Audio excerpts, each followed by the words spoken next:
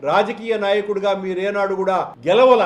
ప్రతి ఎన్నికలప్పుడు మీరు చెప్తున్నటువంటి మభ్యపూరితమైన వాగ్దానాలు, మాటలు, వీటిల ద్వారా అధికారంలోకి వచ్చిన తర్వాత మీరు ఏ హామీలైతే ఇచ్చారో ఆ హామీలు ఒక్కటి కూడా నెరవేర్చకుండా పోతున్నందుకే మళ్ళీ రెండోసారి మీరు గెలిచేటువంటి అవకాశమే మీకు లేకుండా ప్రజలు తగిన రీతిలో బుద్ధి చెబుతున్నారు.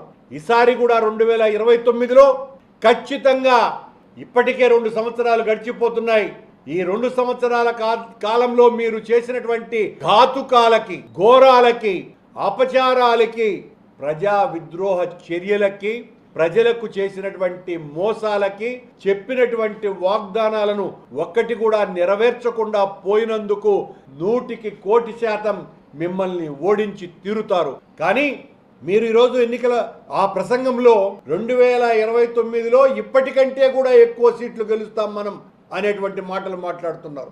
అంటే ఈవీఎంలతో మోసం చేయొచ్చు అనేటువంటి పన్నాగం బహుశా చాలా గట్టి ప్రయత్నం ఏదో చేస్తున్నట్టుగా ఉంది అన్నది స్పష్టంగా అర్థమైపోతున్నది. చంద్రబాబు గారు, మీ రాజకీయ జీవితం అంతా కూడా కుట్ర, కపటత్వం, మోసం, దగ, వెన్నుపోటు రాజకీయాలతో నడిచింది. మీరు మమ్మల్ని గొడ్డలి పార్టీ అంటారా? మీది వెన్నుపోటు పార్టీ అవుతుంది. అప్పుడు ఎంతమందిని మీరు వెన్నుపోటు పొడిచారు? తమ్ముణ్ణి వెన్నుపోటు పొడిచినారు, మామను వెన్నుపోటు పొడిచినారు, తోడల్లుణ్ణి వెన్నుపోటు పొడిచినారు, బావను వెన్నుపోటు పొడిచినారు,